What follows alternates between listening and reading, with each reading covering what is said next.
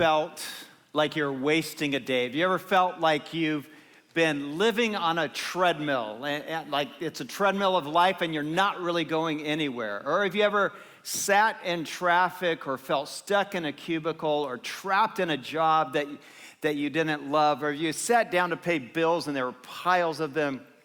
Have you ever felt like your life was in a rut, or you felt like you're in a spiritual rut, and then you started to think, God, isn't there more? There has to be more. And your soul's screaming out on the inside, there's got to be more to this life. And I want to say, yes, there is. And that's what I want to talk about today. God has so much more for your life than you probably ever dreamed or ever thought or ever imagined.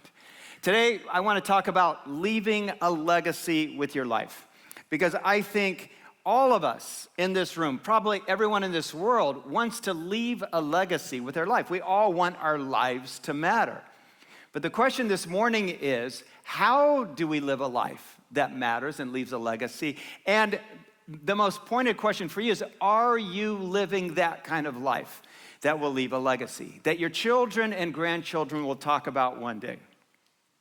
Open up to the book of Joshua. This is my final message in this series, Joshua chapter 4. We've been going through Joshua. Our title has been Faith in Action, God in Motion. And so I've loved the series. This is our last text, Joshua 4. I'll start in verse 1. When the whole nation had finished crossing the Jordan, the Lord said to Joshua, "Choose 12 men from among the people, one from each tribe, and tell them to take up 12 stones from the middle of the Jordan, from right where the priests are standing, and carry them over with you and put them down at the place where you will stay tonight." It would be a place called Gilgal, verse 4. So Joshua called together the 12 men he had appointed from the Israelites, one from each tribe.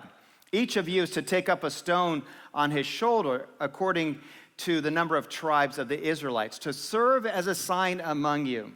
In the future, when your children ask you, "What do these stones mean?" tell them that the flow of the Jordan was cut off, and that these stones are to be a memorial to the people of Israel forever. So Joshua 4, maybe you've picked up on this already, is about stones and rocks and rock piles. So you see we have rock piles all over the room. And that's what Joshua 4 is about. It's about building rock piles, but they have meaning. And it's true that stones, or even a pile of stones, can have meaning, can't they? For example, this stone, last week, if you were here, I talked about climbing Mount Sinai with my father when he was 82 years old. And so when we were leaving the peak to head down at sunset, I grabbed this off the ground. Now, when I pulled it out yesterday to bring over here, Veronica said, "Was that legal? Were you allowed to do that?" I said, "Well, who asked those kinds of questions? There's billions of rocks up there. I don't think anybody cares." Maybe, but anyway, you can check when you go. Anyway, so I grabbed this one, and I'm looking for one that I can put in my backpack and it doesn't weigh me down too much. And so my twin brother, he says, "Oh, I need one too." And then instead of taking a rock off the ground, he goes over to where some Bedouin vendors are and starts to haggle with them for some onyx. And I go, "Paul, why do you want onyx?" He goes, "Oh, this is a great price on onyx." I said, "But it's not from up here. It's not from science." It doesn't matter. It's a great price. So he's haggling. They won't take his price. So he takes a piece of their onyx and starts heading down the trail. About 5 Bedouin get up and run after him. They almost stabbed him with a dagger. I said, "What are you doing?" He said, "I'm negotiating." I said, I literally left him there. I said, "You're on your own now." Anyway, so I brought this one down with me, because stones can have meaning. And I'll always remember that, right? It sits on my desk. So, but these rock piles that we read of in Joshua chapter 4, there's 2 of them actually. The Hebrew people, they call them masebas. Maseba means to set up stones, or to a pile of stones. And masebas, though, when you set up a maseba, a pile of rocks, there was one here, it's gone now. When you set up a pile of rocks, for the Hebrew people, they had meaning. For example, if there was a treaty between two cities, you would set up a maseba, and then when people came along and say, "What is this maseba for?" You'd say, "Oh, there's peace now between these tribes or between these cities." We read of over several dozen Mesebas in the Bible. There's 7 in the book of Joshua alone. In Genesis chapter 28, we read of the first Meseba. We read of Jacob being in this place that he calls Bethel. He falls asleep there. His head is on a rock, and God comes down and speaks to him. And so the next morning, he sets up a Meseba. Moses, when he comes down from Mount Sinai, he did something like I did. He grabbed some stones, probably bigger than this one, and he built a Meseba to say, God is among us. God is with us.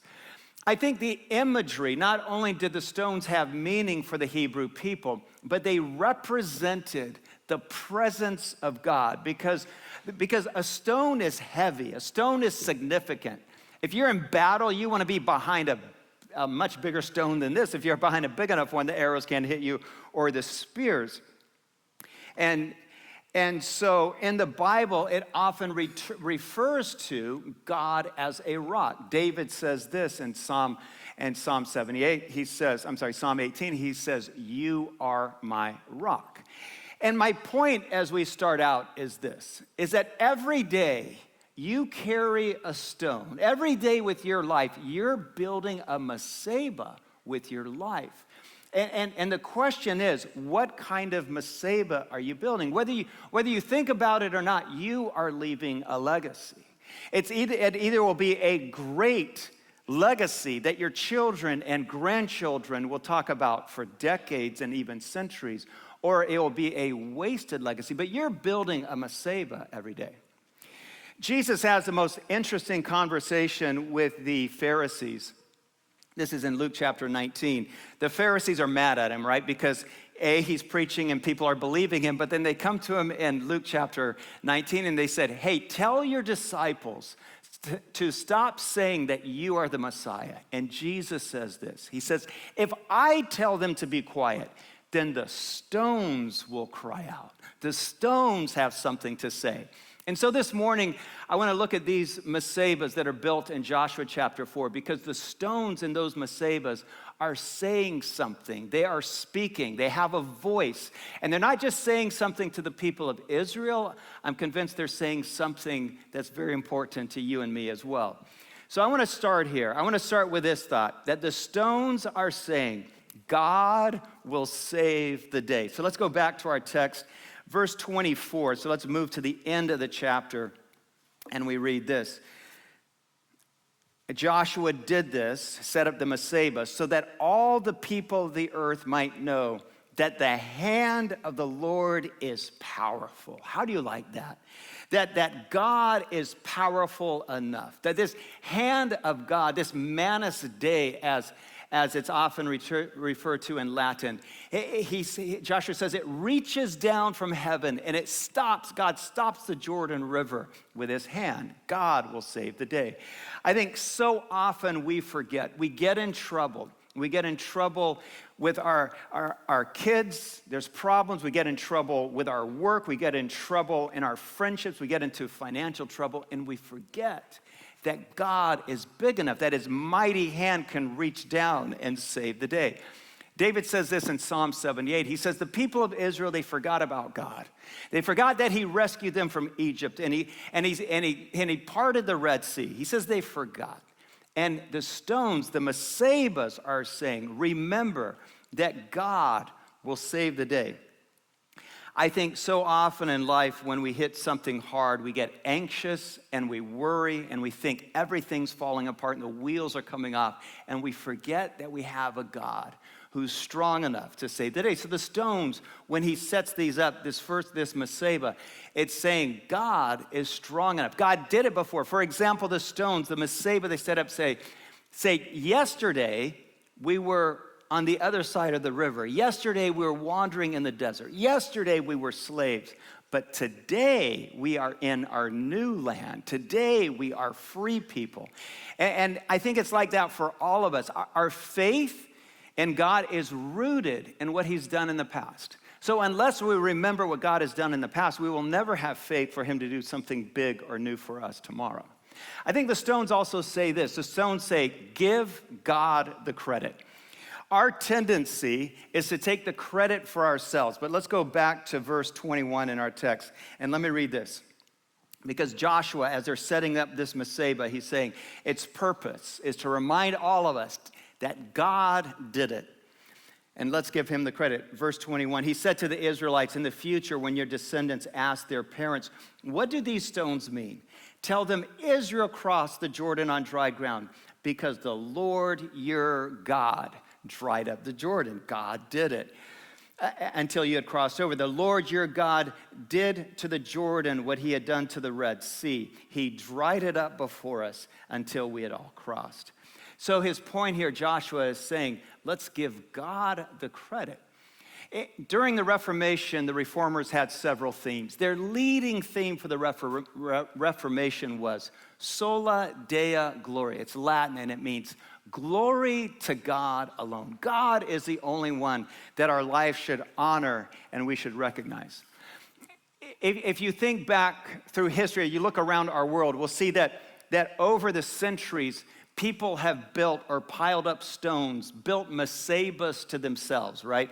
The pharaohs, for example, they built pyramids. The Druids put together their stones and Stonehenge, got that right. They put their standing stones. The stones are like 50,000 pounds each. Some say they moved them 200 miles from Wales, either the Druids or the aliens. Yeah, one of the two, we're still getting to the bottom of this. But my point is, like those kinds of people, we're all a little bit narcissistic and we want to give ourselves the credit. There was a politician quite a while ago who said this. He said, I invented the internet. All right, maybe he did. I don't know. It's a nice claim to make. I'd like to claim that too, but nobody's sure if he did or not. But you and I say those kinds of things all the time. We say, I pulled myself up by my bootstraps, or, I have a great education, that's why I do so well, or I started my own business, and it's my own ingenuity that has done it. Or we think we can do things better than other people, and so we tend to give ourselves a credit. My kids, we say, are on the principal's list because they're smart like their daddy. We all say that, not just me.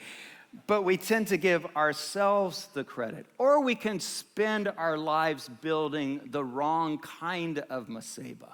It could be things we spend money on, like cars become our Meseba, or remodeling a house becomes our Meseba, or it could be a job title that becomes our Meseba.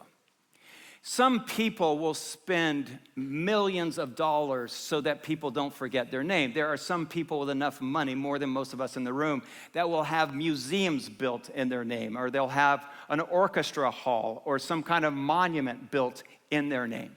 But there are some people who live a life for God that because of their legacy, nobody wants to forget them. In 2005, and I don't know why it took so long, but in 2000, I was born near Seattle, Washington, and Seattle is in King County. In 2005, King County was renamed after Dr. Martin Luther King Jr. because everybody wants to remember his legacy. He didn't have to pay for his own museum or something to be built. He didn't have to put up his own monument for people to not forget him. It was his legacy that continued on. 1 Corinthians 10, we read, whatever you do, do it all for the glory of God. In other words, give God the credit. And so I wonder this, when you look around at the good that God is doing in your life, are you giving God the credit? When you feel love for your spouse, are you giving God the credit? When you can pay your bills and make the house payment, do you give God the credit? When you get promoted at work, are you giving God the credit? Do your kids know that when you sit down for dinner at night, the meal on the table, it's because God is blessing your family? Do you give God the credit? I think we can either go through life building Mesebas just for ourselves, or we can give God the credit through them. The stones also say this. The stones say, you're in the middle of a miracle. I think that's exactly what they're saying. That's what we read in Joshua chapter 9. So let's go back to our text. And like I mentioned a minute ago, there's two Mesebas that we read about, and this is the first one. So Joshua has told people to take rocks. Tonight we're gonna march to Gilgal and set them up there. But before the priests come out of the Jordan River, Joshua does this. Joshua set up the 12 stones that had been in the middle of the Jordan, at the spot, the very spot where the priests who carried the Ark of the Covenant had stood, and they're there till this day. So Joshua himself, picture this, goes back in the Jordan River, right where the priests are standing, and he starts to set a Maseba there. Why does he do it in the middle of the Jordan? Because I think he doesn't want anyone to miss that God was in the middle of this. You see, the priests, not only do they represent Christ, but they're carrying the Ark of the Covenant, which represents the presence of God. And I think Joshua wanted the people to know that the river stopped because God was in the middle of it. God was in the middle of this miracle. Sometimes we can miss that. Sometimes we can forget that. I don't know about you, but I still believe in miracles. I do. I've seen God work too many miracles around my family, around this church. I'm convinced God still works miracles. And I believe that miracles are God's gift to us, or God's gift to you, saying that I'm with you. You know, this thing that you're setting out on, I'm right in step with you. You're not doing it by yourself. I believe in this thing that you're doing. That's God's gift, his miracles to us. I've been feeling like a miracle has been brewing here recently. Here's what happened. From the time we first started building this campus, about 13 years ago, we always said that as we designed our campus, it would double as a college campus. And so we built amazing classrooms here, and most of our buildings have classrooms. But then people for the last 10 years have been saying, well, Palmer, when you open this college that you're talking about, where are your students going to sleep? You have no dorms, you know, and you can't be a bona fide, legitimate college if you don't have any student housing. And I always gave them this answer. I always said, well, right next door to us, there's some really nice people that live in 5 houses on 6 acres, and those are our dorms. Well, they had no plans on selling, and they would say, how do you know they're going to sell? I said, I don't know. Well, last January, February, we started making plans, meeting every week to open this college in fall of 2020. That was in January, February, March. In May, one of the family members called me and said, so Palmer, we're ready to sell our homes and our houses. Would the Grove be interested? I wanted to say, what took you so long? I didn't say that, but we've been praying about this for years. And so when that happened, I thought maybe God is working a miracle here. And then if you were here at Christmas time, our first down payment earnest money was due on the land, $140,000. And we've never taken a Christmas offering ever that came anywhere close to that. But we shared the need, and we took the offering. And at Christmas time, you, the people of the Grove, didn't give $140,000. You gave $205,000. Thank you. I'm pumped about that. Thank you for that. And when that happened at Christmas, I thought, okay, God just might be working a miracle here. And then 3 weeks ago, I met with one of the family members next door because some of them are moving out. And he's agreed already, the family has agreed, that even though we don't close on this land until after the 1st of next year, that when we open this fall, at least 4 of the 5 houses will be available for our student housing. How do you like that?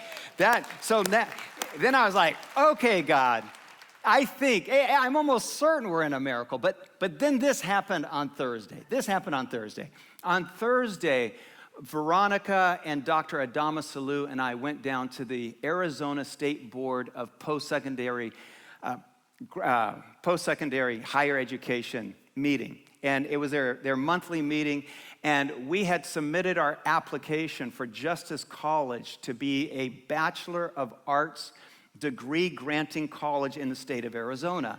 And we had been working on this application for 9 months, and we finally submitted it, and they put us on the agenda. So we show up for the meeting, and it's almost 5 hours before they get to us on the agenda.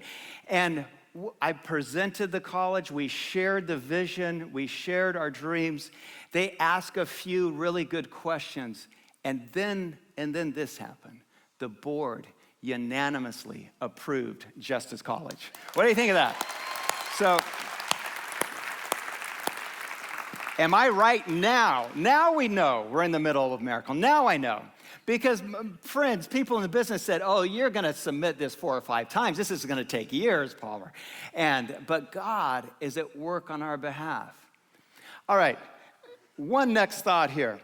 I think sometimes the stones are not just saying you're in the middle of a miracle. The stones are also saying God is building something new. Look at verse 19 with me. On the 10th day of the first month, the people went up from the Jordan and camped at Gilgal on the eastern border of Jericho. And Joshua set up at Gilgal the 12 stones they had taken out of the Jordan. So they go up out of the Jordan. They've crossed the Jordan, and they carry the stones up near Jericho, and they set up the Mesebah. Where are they setting it up? They're setting it up in their new land. They're setting it up in this new place, this promised land. And the Mesebah, in my opinion, is saying, God is building something new. God is giving you a new future. God is giving you a new purpose. And I think many times God gives us opportunities. And I want to say, mark those moments. Don't turn back from them. The Mesebahs for the Jewish people reminded them God did something brand new, and he keeps his promises. I love this line, by the way, verse 5. We read, each of you is to take up a stone on his shoulder. So even this stone is way too small. These guys were carrying boulders on their shoulders. And I think it's a great reminder that if you're doing something new in the name of Jesus Christ, make it big. Don't go small. Peter, for example, when Jesus renamed him, he named him Petros. Petros means a big rock. He didn't name him Petra. Petra means little tiny pebble, but he names him Big Rock. That's what God wants for your life. If you're going to leave a legacy, make it a great legacy. Make a huge difference. All right, one final thought. I think the stones, maybe most importantly, are reminding all of us to leave a legacy. The stones say, you with your life, leave a legacy. I want to ask you, or you can turn with me or just listen as I read this. In 1 Peter, he starts to talk about our lives and the legacy that we leave. And he says this, you are living stones, 1 Peter 2:5, that God is building into his spiritual temple. What's more, you are his holy priest. Do you get that? You are his living stones. You are his living Mesebah. With your life, you're building a legacy and leaving behind something significant. And think about this with me. Monuments are never left for the ordinary life, are they? They're left for the lives that leave a legacy. But monuments are never built for the pedestrian life. No one's ever built a monument that says Bob. This is in remembrance of Bob. You know, Bob was excellent at Twitter posting. Bob religiously checked his email every 15 minutes. Bob changed his oil every 3,000 miles, and Bob flossed daily. All right, there's no monument for people like that. Legacies are left by people who live extraordinary lives. Legacies are left by the dreamers and people who are filled with courage and faith, the bold ones. In verse 6, we read this really powerful line, and we can skip past it easily and take it for granted. Verse 6, so in the future, when your children ask you, what do these stones mean? All right, the stones are saying something. What do they mean? And I love that he's asking, what will your children ask you about them? What will your grandchildren ask you about them? And then when Joshua sends people down from each tribe, the tribes represent families. And so the point in all of this is, what legacy do you leave for your family? What Mesebah are you leaving? What will your friends and your sons and your daughters and your grandsons and your granddaughters say about you? Not just for decades maybe, but for centuries. Last week I showed you this picture of my father up on the top of Mount Sinai. He has 39 grandchildren, and this is one of them that we dragged up there, and he survived. He did fine, actually. It was hot. He's probably dehydrated, but it was actually fine. But when my father's, not just his children, but his grandchildren and his great-grandchildren talk about their lives, most of them talk about wanting their lives to be like their grandfather. This is another grandson of his on the right. That's my twin brother on the left. This is his son, Palmer Levi. Need to make sure I mention the Palmer part. Anyway, he's at West Point, and Palmer Levi says he chose West Point, and he chose it over the Naval Academy and the Air Force Academy, but he chose West Point, he said, because they raise up leaders best.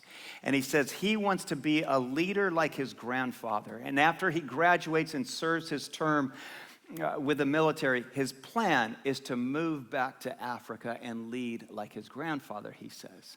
You see, that's what a legacy looks like.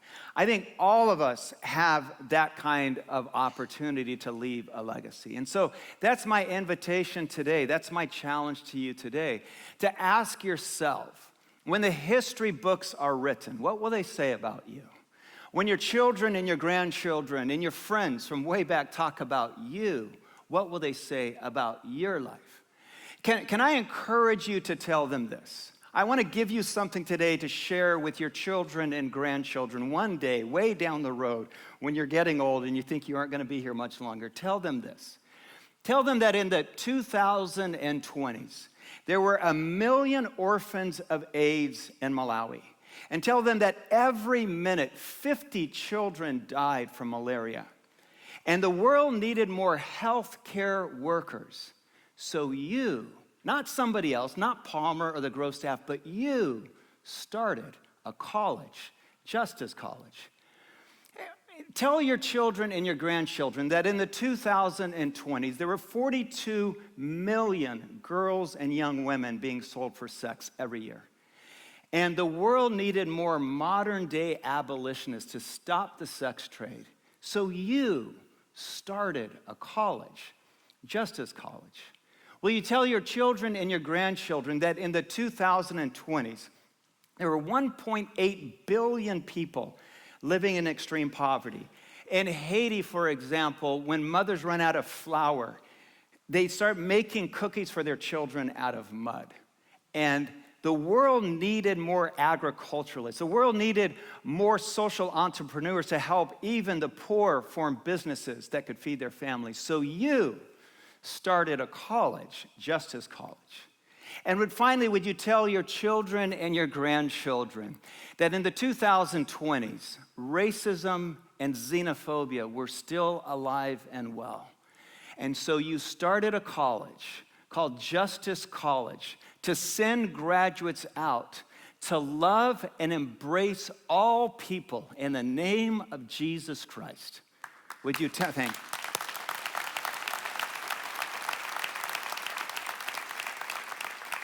That's my challenge. That's my invitation. That's my challenge to you, to leave a legacy, and tell your children that.